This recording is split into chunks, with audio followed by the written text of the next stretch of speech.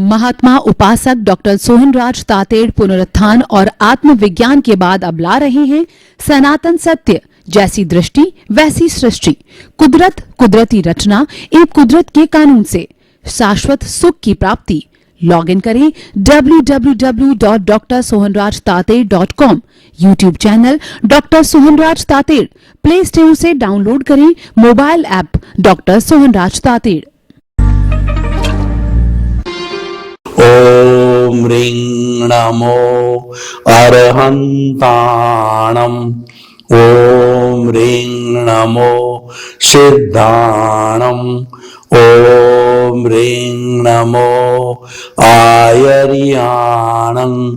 ओम ह्रीं नमो उवज्जायाणम्। ओम ह्रीं नमो लोये सव्वसाहुणं। ऐसो पंच नमोकारो सर्वपावपणासनो। मंगलाणं च सव्वेसिं पडमं हवै मंगलं। पडमं हवै मंगलं। ओम नमो भगवते वासुदेवाय। ओम नमः शिवाय। जय सच्चिदानंद। भाइयों और बहनों, मातृशक्ति को नमन। आज का हमारा बहुत सुंदर विषय मोह एवं प्रेम की भेद रेखा।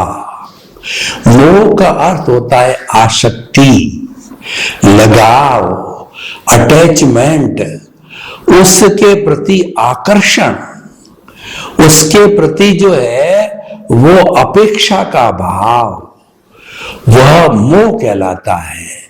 और मोह एक नकारात्मक सोच है। मोह सब बीमारियों की जड़ है। और दूसरा होता है प्रेम। प्रेम दो तरह का होता है, एक तो होता है श्रेय, एक होता है प्रेय। जो श्रेय मोह होता है वो वीतराग जो है प्रेम कहलाता है, यानी उसके भीतर श्रद्धा होती है, भक्ति होती है, समर्पण होता है और अनासक्ति होती है। और जो प्रेय होता है वह भी एक मोह का अंश होता है। तो आज हम जो बात करेंगे वो श्रेय की बात करेंगे, यानी ऐसे प्रेम की बात करेंगे जो अनासक्ति से जुड़ा हुआ है, जो निष्काम कर्म से जुड़ा हुआ है और जो किसी भी अपेक्षा से नहीं जुड़ा हुआ है। उस प्रेम की बात करेंगे। उस प्रेम को हम करुणा भी कह सकते हैं। भगवान महावीर करुणा का सबसे बड़ा उदाहरण है कि भगवान महावीर जब भी समोषण में प्रवचन करते थे, उसके अंदर तिर्यंच गति, मनुष्य गति, देव गति और कई एक दूसरे के शिकारी, यानी शेर भी है, मनुष्य भी है, बिल्ली भी है, चूहा भी है, कबूतर भी है। क्योंकि जो तिर्यंच होते हैं वो भी बहुत से श्रावक होते हैं, तो वो सब भगवान की वाणी को अहिंसा पूर्वक सुनते हैं। वो भेद भाव भूल जाते हैं, वो हिंसा के भाव भूल जाते हैं, जीवो जीवस्य भोजनम के भाव भूल जाते हैं। अहिंसक बन करके भगवान की वाणी का रसास्वादन करते हैं और उपदेश को सुनकर के अपने जीवन के अंदर परिवर्तन लाते हैं। जो वो करुणा है वो श्रेय परम है, प्रेम है। तो हम ये कहना चाहते हैं मोह और प्रेम में रात दिन का अंतर है। मोह जो है ये कर्मों का राजा है, जो 8 तरह के कर्म है, ज्ञानावर्णीय, दर्शनावर्णीय, वेदनीय, मोहनीय, आयुष्य, नाम, गोत्र और अंतराय जो है, ये 8 तरह के कर्म है, जिसमें से 4 घाती है, ज्ञानावर्णीय, दर्शनावर्णीय, मोहनीय और अंतराय, जो कि कर्मों की घात करते हैं। ये ब्रॉड फॉरवर्ड होते हैं और एकांत रूप से वो पापकारी होते हैं। तो वो मोहनीय कर्म है, वो इन कर्मों का राजा है। और 4 अघाती कर्म है, वेदनीय, नाम, गोत्र और जो है आयुष्य कर्म। ये जो है कर्मों, ये आत्मा की घात नहीं करते हैं, ये हमारे मन, वचन, काया को जो है सुख और दुख, पुण्य के रूप में सुख की अनुभूति कराते हैं, पाप के रूप में दुख की अनुभूति कराते हैं, उदय और प्रारब्ध के अंतर्गत करवाते हैं, संजोग के अंतर्गत करवाते हैं। तो भाई और बहनों, मोह जो है समस्त बुराइयों का वट वृक्ष है। तो मोह को जीवन में दूर रखना चाहिए और सबसे पहले मोहनीय कर्म को काटना होता है। जब साधक मोहनीय कर्म को 12वें गुण स्थान के अंदर पूर्ण रूप से क्षय कर देता है, तो वो वीत राग बनता है जीव।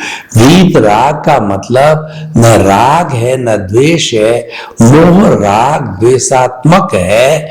वो प्रियता अप्रियता से जुड़ा हुआ है, लाइक डिसलाइक से जुड़ा हुआ है। इस कारण से जो है वो अज्ञानता रूप में मोहनीय कर्म को हम अज्ञानता भी कहते हैं, मोहनीय कर्म को हम मैं और मेरा भी कहते हैं। वो हमको मैं और मेरा के घेरे में बांधे रखता है, बाहर नहीं आने देता है। अपने घर में आसक्ति, परिवार की आसक्ति, धन दौलत की आसक्ति और हमारी संबंध, सत्ता और पद प्रतिष्ठा की आसक्ति करवाता है। ये सारा मोहनीय कर्म है। तो मोहनीय कर्म की कुल जो है वो 28 प्रकृतियां बताई गई है, जिसमें से 4 मुख्य होती है, अनंतानुबंधी, अप्रत्याख्यानी, प्रत्याख्यानी और स्वंजलन। जो मोहनीय कर्म की जो अनंतानुबंधी प्रकृति होती है, वह जो है पत्थर पर लकीर के समान कठोर होती है। पत्थर पर लकीर बनाने के लिए बहुत छेनी वगैरह का उपयोग करना पड़ता है, परिश्रम करना पड़ता है, बहुत कठोर होती है। इसी तरीके से अनंतानुबंधी जो कषाय मोहनीय कर्म है, वही कर्म बंधन करवाता है। और ज्ञान लेने के बाद ये अनंतानुबंधी कषाय मोहनीय कर्म है, दर्शन मोहनीय है, वो समाप्त होता है। उसके कारण जो है नए कर्मों का बंध नहीं होता है।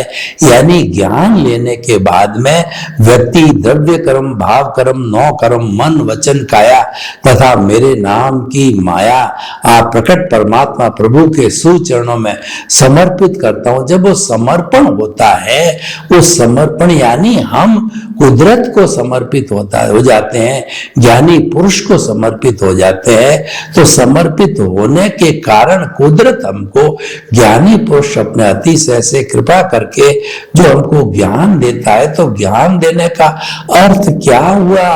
वो हमें अकर्ता बना देता है, हमारा दर्शन मोहनीय को भस्मीभूत करता है, हमारे अनंतानुबंधी कषाय को भस्मीभूत करता है। पीछे जो मोहनीय कर्म की 3 प्रकृतियां हैं, वो अप्रत्याख्यानी, प्रत्याख्यानी, स्वंजल, वो बहुत डाइल्यूट, नॉर्मल, हल्की होती है।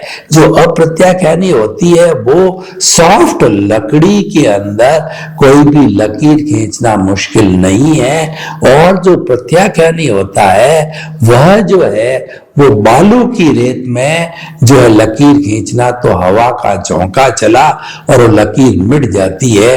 और स्वंजलन होता है वह पानी पे लकीर खींचने की, यानी वो नहीं के बराबर हमें क्रोध की प्रकृति को, जो मोह के मुख्य 4 घटक है, क्रोध, मान, माया, लोभ, क्रोध और अहंकार को इकट्ठा करते हैं तो द्वेष बनता है, माया लोभ को इकट्ठा करते हैं तो राग बनता है, ये राग द्वेष दोनों को जोड़े तो कषाय बनता है, और दोनों का जो रूट कॉज देखें तो वह वट वृक्ष के रूप में मोह का वट वृक्ष है, मोह का संसार है।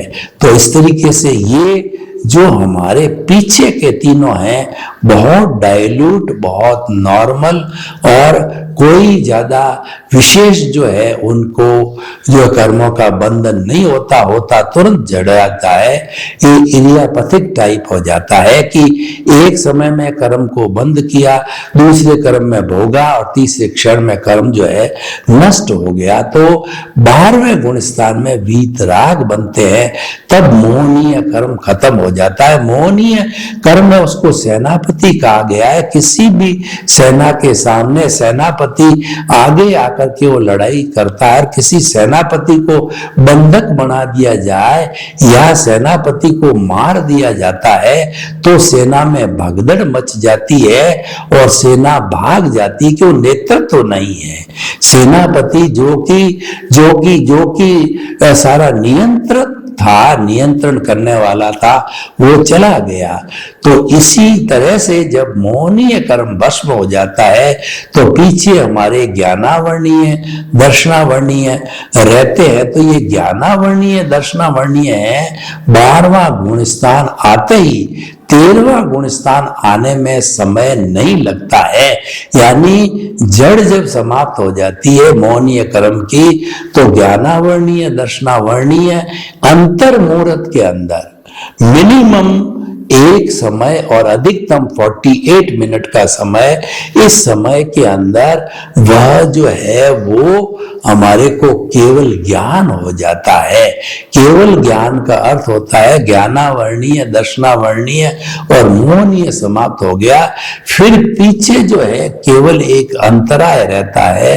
तो अंतराय जो कर्म है वो सब कर्मों को बांधे रखता है। अंतराय का अपने आप में कोई अस्तित्व नहीं है, ये तो अवरोध है। सब कर्मों का अंतराय रहता है और ये अंतराय सारी टूटती है संपूर्ण रूप से 14वें गुण स्थान के अंदर जब घाती और अघाती कर्म, घाती तो पहले ही समाप्त हो गए तीनों और अघाती कर्म भी समाप्त हो जाते हैं, तो समस्त अंतराय उस समय टूटती है जब 14वें गुण स्थान के अंदर जीव इतना बोले जब, उसके बाद में पहले काया का उत्सर्ग, फिर उसके बाद के अंदर जो है वचन का उत्सर्ग, फिर मन का उत्सर्ग होकर के और आत्मा सिद्ध बुद्ध मुक्त बन जाती है।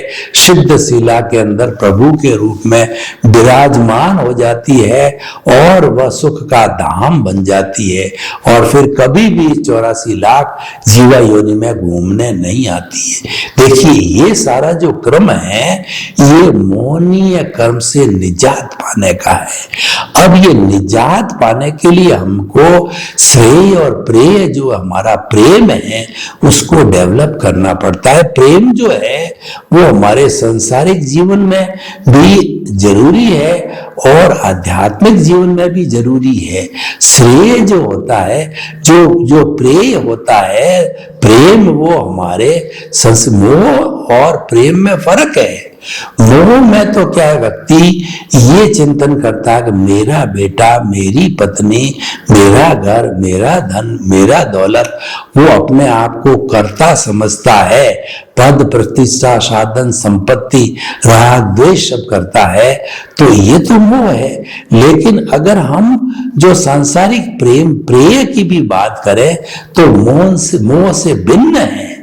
उसके अंदर जो है वो प्रेम की भावना का मतलब होगा कि कोई भी जो अपेक्षा नहीं रहती है कि भाई जैसा ये जीव है वैसा ही मैं हूं, और जो चीज मुझे बुरी लगती है वो औरों के साथ में नहीं करना चाहते। मैं आपको बताना चाहता हूं कि आप अपने बेटे को, अपनी संतान को किस निगाह से देखते हैं और जो हमारा पड़ोसी की संतान को किस निगाह से देखते हैं, तो स्वयं की संतान में संसारी जीव जो है, अगर उसके ज्ञान नहीं लिया हुआ है, वो बहिर आत्मा है, तो वह जो है वो उसके अंदर मोह की भावना से प्रेरित हो जाता है। लेकिन क्योंकि पड़ोसी भाई से बढ़ के होता है, तो हमारा उसके प्रति इतना ही लगाव रहता है कि मैं इसके साथ में बुरा व्यवहार नहीं करूं,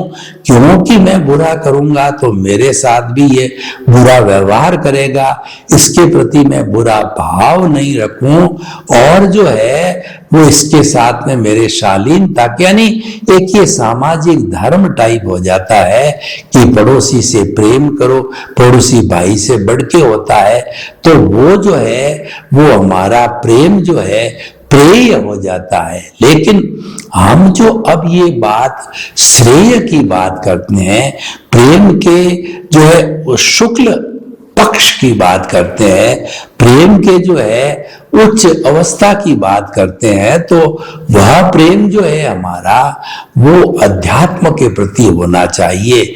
वह हमारा जो है वो मोक्ष के तरने की तरफ होना चाहिए, और वह जो है हमारा श्रेय जो है वो हमारा वेद विज्ञान, दृष्टि विज्ञान के अनुरूप होना चाहिए। और जो श्रेय प्रेम होता है उसमें हम सनातन सत्य, कुदरत, कुदरती चेतना और कुदरत के कानून का उपयोग करते हैं, और श्रेय प्रेम के द्वारा यानी आत्मा को समर्पित होकर, कुदरत को समर्पित होकर के हम धीरे धीरे जो है अपने स्वरूप की प्राप्ति कर लेते हैं।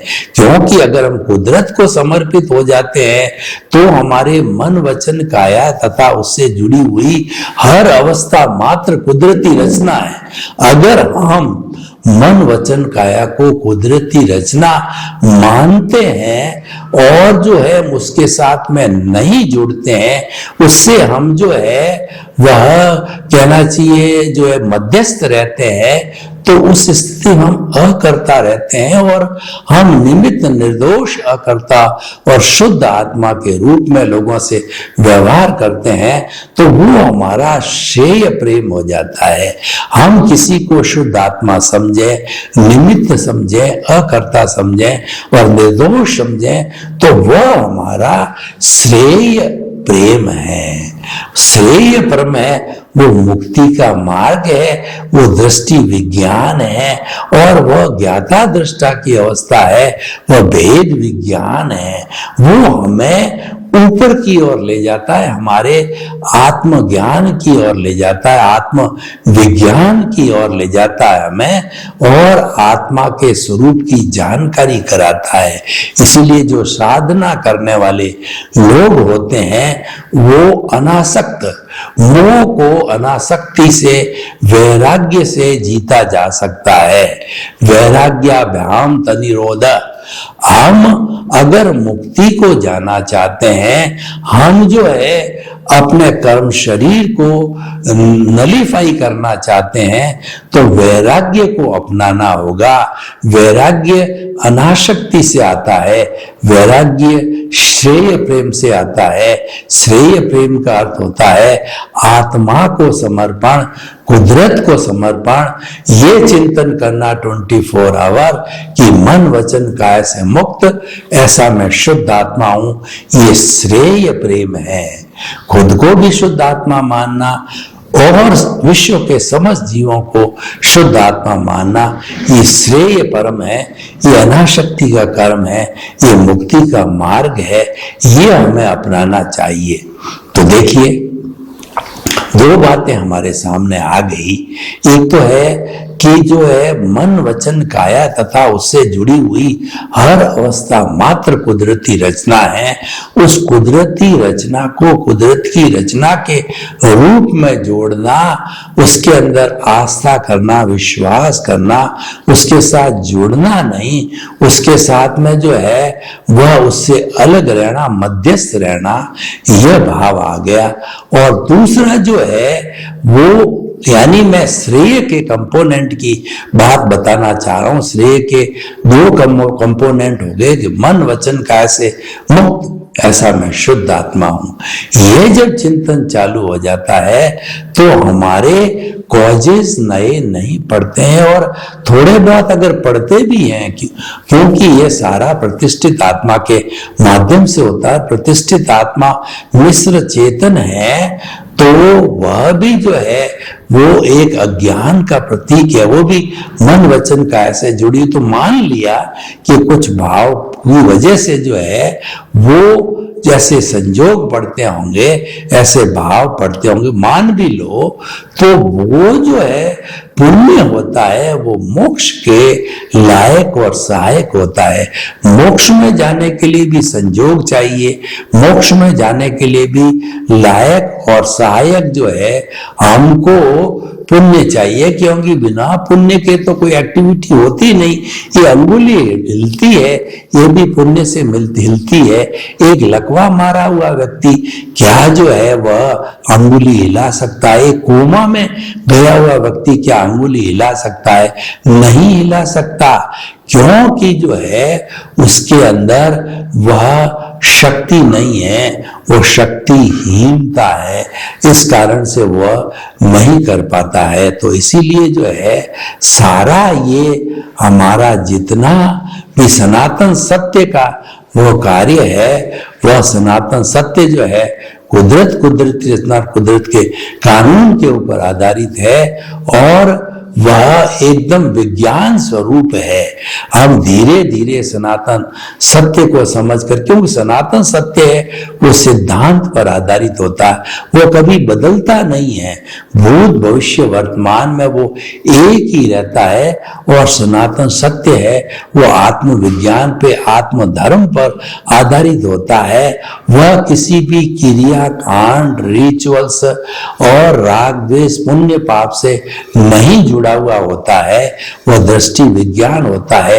इसी कारण वो शुद्ध भाव कहलाता है, और शुद्ध भाव से हमें श्रेय प्रेम का वातावरण बनता है।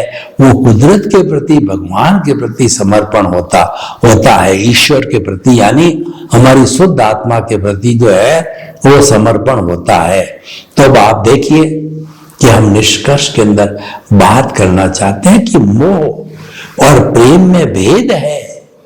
मोह आसक्ति है, मोह बांधने वाला है, और प्रेम है वो छुड़ाने वाला है।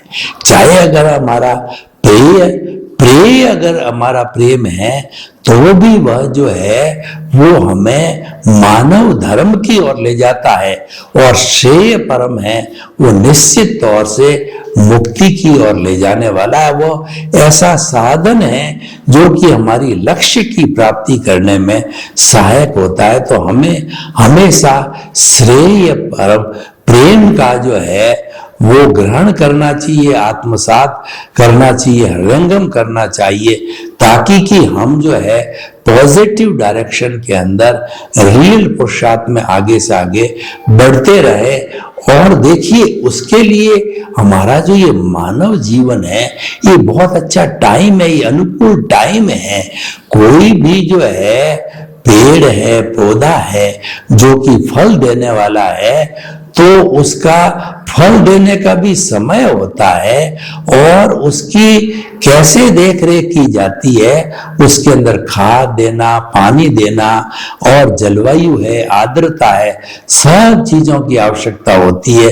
जब ये सब चीजें बराबर मिलती है तब वो बड़ा होकर के और काल के अधीन जो है वो फल देता है, क्योंकि द्रव्य क्षेत्र काल भाव है, ये कुदरत का कानून है, ये कुदरत के द्वारा संचालित होता है। और हर जीवित प्राणी पे, कुदरत के समस्त प्राणियों के ऊपर ये लागू होता है, तो वो काल का पक करके और वो रसीले फल हमको देता है। तो इसीलिए बात देखिए कि वो जो हमको ये प्राप्ति होती है वह जो है वो समर्पण से प्राप्ति होती है। तो जो श्रेय प्रेम है वो समर्पण करवाता है, प्रकृति को समर्पण, कुदरत को समर्पण सच्चा समर्पण है। समर्पण का अर्थ हो गया कुदरत की सत्ता को स्वीकार करना, कुदरत के कानून को स्वीकार करना है, ये कुदरत को समर्पण है। और मैं कौन हूं इसका लक्ष्य बनाना कि मन वचन काया से मुक्त, ऐसा मैं शुद्ध आत्मा हूं, ये जब लक्ष्य बनता है तो ये हमारा जो है वह जो आत्मा को समर्पण है। जब हम अपने प्रभु को समर्पित हो जाते हैं, जो कि अनंत ज्ञान, अनंत दर्शन, अनंत शक्ति, अनंत सुख का धाम है, हमारे भीतर विराजमान है, उसको कहीं बाहर ढूंढने की जरूरत नहीं होती है।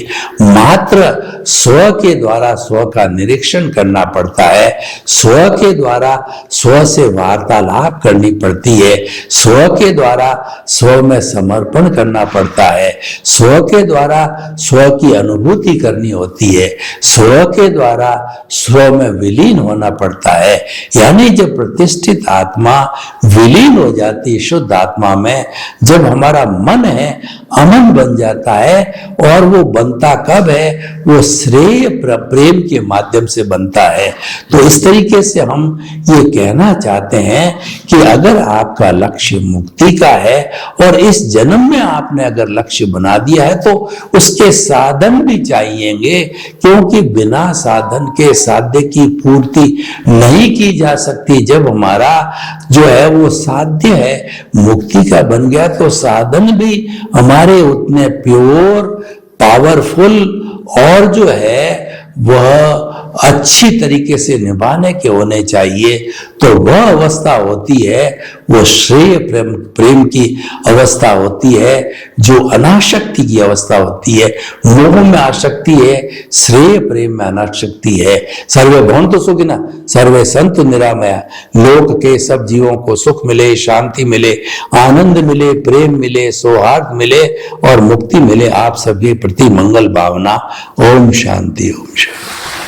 महात्मा उपासक डॉक्टर सोहनराज तातेड़ पुनरुत्थान और आत्मविज्ञान के बाद अब ला रहे हैं सनातन सत्य, जैसी दृष्टि वैसी सृष्टि, कुदरत, कुदरती रचना एवं कुदरत के कानून से शाश्वत सुख की प्राप्ति। लॉग इन करें www.drsohanrajtated.com, YouTube channel doctor Sohanraj Tated, play store से डाउनलोड करें mobile app doctor Sohanraj Tated.